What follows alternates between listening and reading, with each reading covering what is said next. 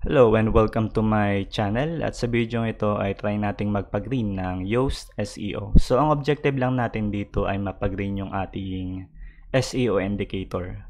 So punta tayo sa ating WordPress by una muna ay domain name and then /wp admin. So okay, enter.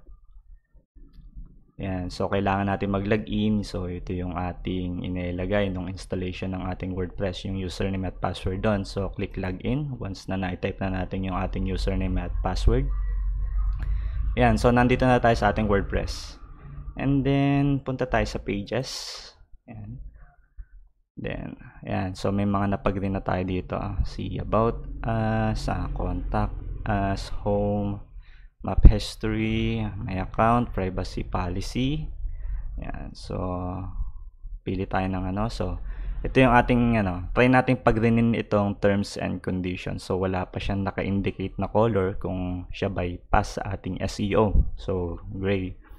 So, it's either click nyo yung terms and condition or click nyo yung edit. Okay, wait lang natin, naglo-loading.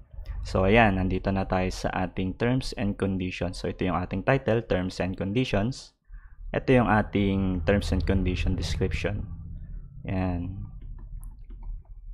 So, try nating, ayan. So, sa Yoast SEO, kung hindi yan nakaganyan, so, halimbawa, ganyan siya. Click nyo to para lumabas itong ating focus key phrase. Makikita natin dito yung snippet preview niya kapag i-search natin siya sa Google. Yan, so wala siyang naka-indicate na color. So una natin gagawin, maglagay tayo ng focus key phrase. So try natin maglagay ng terms kasi terms and condition naman So ayan, nakapagpa-orange agad tayo. So try natin click tong SEO analysis. Yan, sabi dito ay ayan, may mga napagod na tayo. Marami na tayong napag-green sa requirements niya. Key phrase in slug, great work. So, ayan, key phrase length, good job. Key phrase in introduction, well done. Okay. So, ito yung kailangan na improvement, orange. SEO title with SEO title, too short. Masyado short yung ating title. So, saan yan? So, click mo itong edit snippet. Yan. So, ito yung ating SEO title. Masyado daw short. So, ito yung orange indicator which is kailangan ng improvement. And then, ito yung ating mga pula na kailangan nating mapa-orange or green. So, mas maganda kung green. So, kailangan ng outbound links. So, ito yung, ang outbound links ay yung link na galing sa ibang website. For example, Facebook page. Yan. So, yun yung outbound links, Facebook page natin. And then, itong internal links natin ay itong links na galing sa ating mismong website. Yan yung ating internal links. Then meta description, ito yan. Yan, meta description, kailangan natin maglagay dito. Kaya siya red. And then image, so kailangan natin ng image.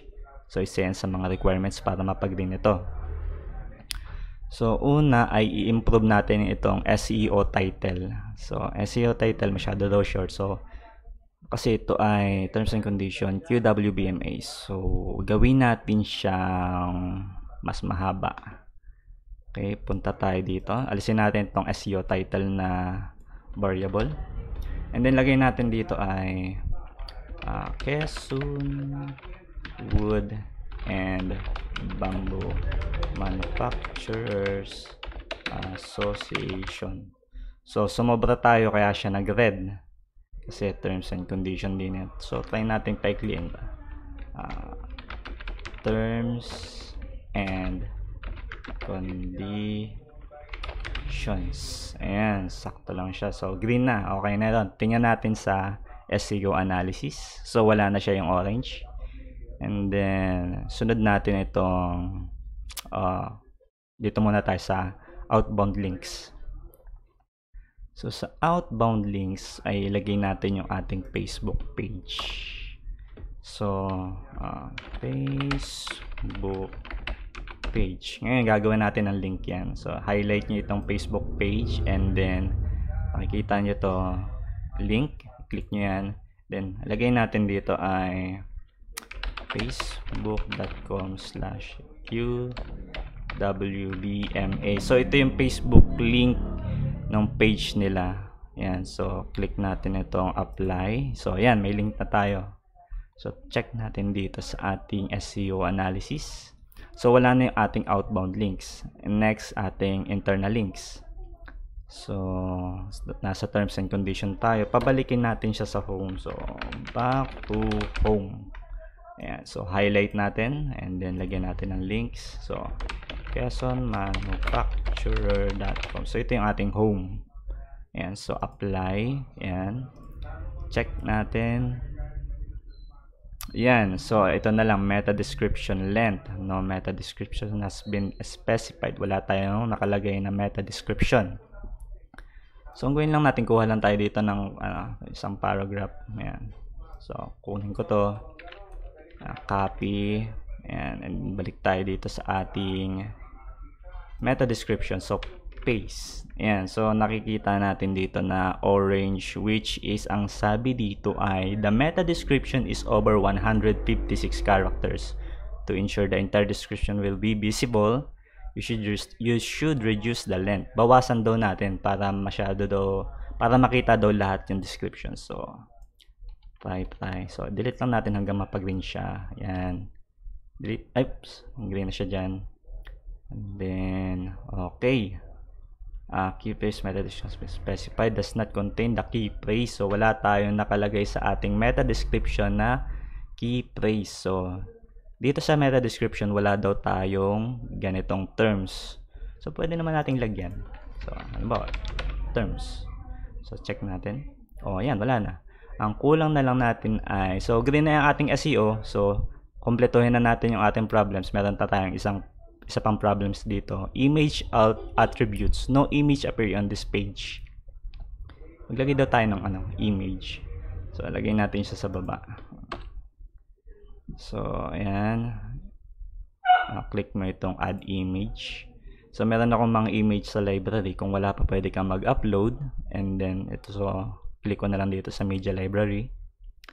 Ayan. So pipili lang ako dito. So ito yung aking logo. Ayan. Select. Ayan, so ang laki masyado. Para mapaliit siya, click mo itong image and then image size. So naka full size siya. Gawin lang natin thumbnail and then ilagay natin siya sa center, align center. Ayan, so check ulit natin yung ating SEO analysis. So meron pa tayong kailangan na improvement. Image on this page do not have alt attributes that reflects the topics of your text. So wala daw tayong alt attributes na nag-reflect dun sa ating topics sa terms and condition. So pag click natin tong ating picture and then makikita natin sa alt text na Quezon Wood and Bamboo. So hindi related dun sa terms and condition. Gawin lang natin siyang terms and conditions. So check natin. Ayan, so wala na tayong yung bad at saka yung kailangan i-improve. So lahat ay good at naka-indicate dito sa ating SEO na green na siya. So apply. So yan para sa tutorial na ito. Thank you for watching guys. Kung nagustuhan nyo, thumbs up and huwag nyo kalimutan mag-subscribe. Thank you for watching.